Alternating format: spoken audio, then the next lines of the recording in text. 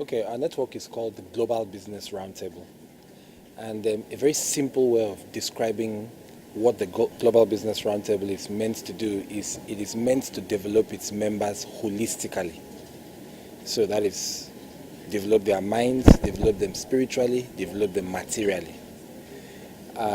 So in saying that and to unpack that, we facilitate trade and investment opportunities. We help our members facilitate deals. We connect them to opportunities. We have programs that empower people because I'm sure you know that no matter the amount of money available, if people are not empowered in their minds, you know the story about people who win lotteries and go back to poverty. So we have a series of programs for our members. We find opportunities and we circulate them amongst our members. We partner with governments like we're doing with Kwale government to develop regions, develop areas, and the possibilities are endless.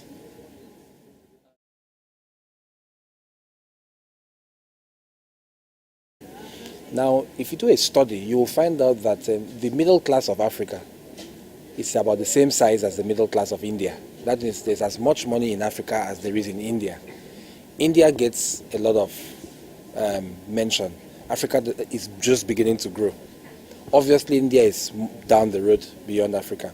But we need to come to a place where we begin to realize that within our walls, there is capital.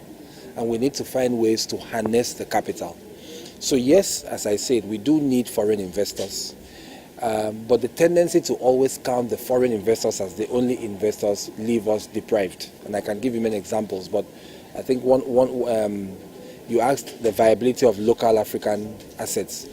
Look at the billionaires list, the African billionaires list, and just put together the financial value of that list. And these are Africans who live in Africa and work in Africa and do business in Africa. Look at the list of stock markets in Africa, in Nairobi, in South Africa, in Nigeria, in Cote d'Ivoire.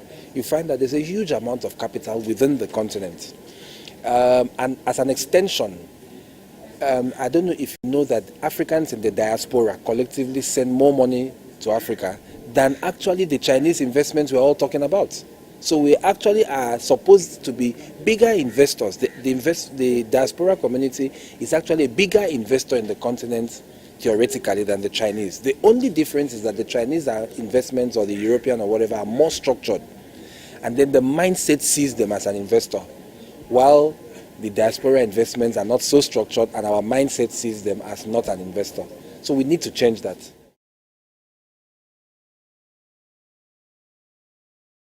I think for me, the first thing is that a step has been taken. And it has been taken by the political leadership.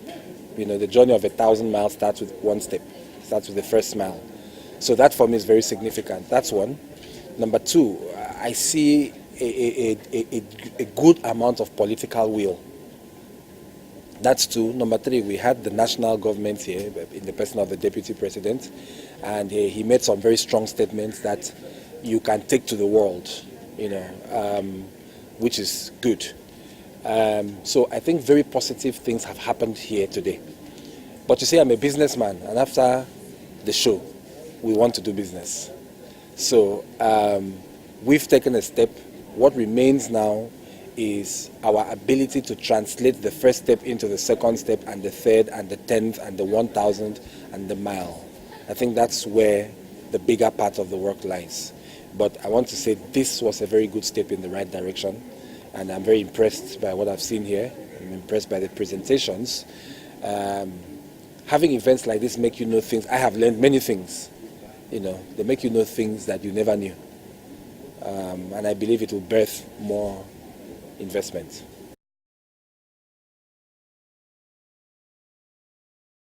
You know, I'm a business person, I'm an investor myself. My passion is housing for the middle class, affordable housing. My passion is to be able to get everybody we can see if we look around into a home, and they can pay for it without debt, without too much debt. So I think that's my primary passion. My secondary passion is small scale industry, because for you to grow a place, you must be productive. A lot of times we're just talking about the things others can come and do for us, but actually to develop and be sustainable, there must be something we are doing for others so that money comes in here, you know. Otherwise, money will always be going out. So we must also have something that comes here. And then third, this is not really my primary passion, but I know it must be done, is education. There are investors here who are trying to set up ICT education. It is a must, it's a basic. If you don't get that right, every other thing is not going to work. You need skills to run the different investments that will come in here. You need the right people, the right education. So those are the three areas I would primarily pick, and then agriculture. So fourth.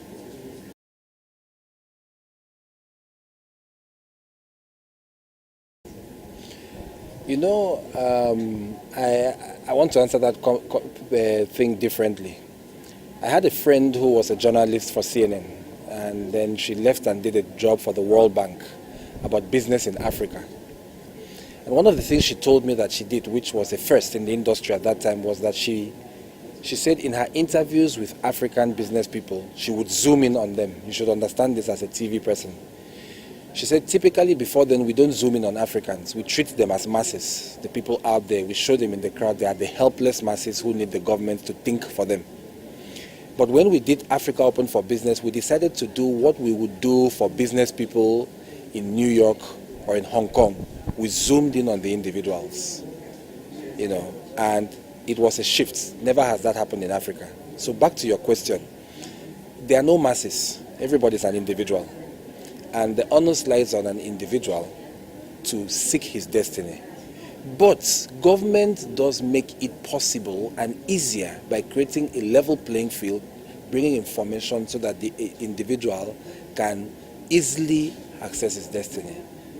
So, back to the people, not the masses, but the people.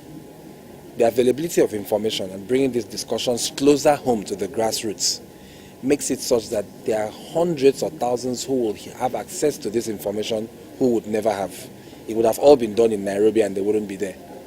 That's one. Access to information is a form of education. Two, there is a fair chance for every single person now to be one of the corporations of tomorrow. Some of the people walking by and looking like they are not doing anything are that. Number three, political willpower will keep it sustained. Then number four, investments will create jobs. There is no factory that will be run by birds or monkeys. They'll be run by people. Infrastructure development, roads will be used by people. Imagine what would happen in Kwale County if 500 new companies came in here. Do you think there would be unemployment here?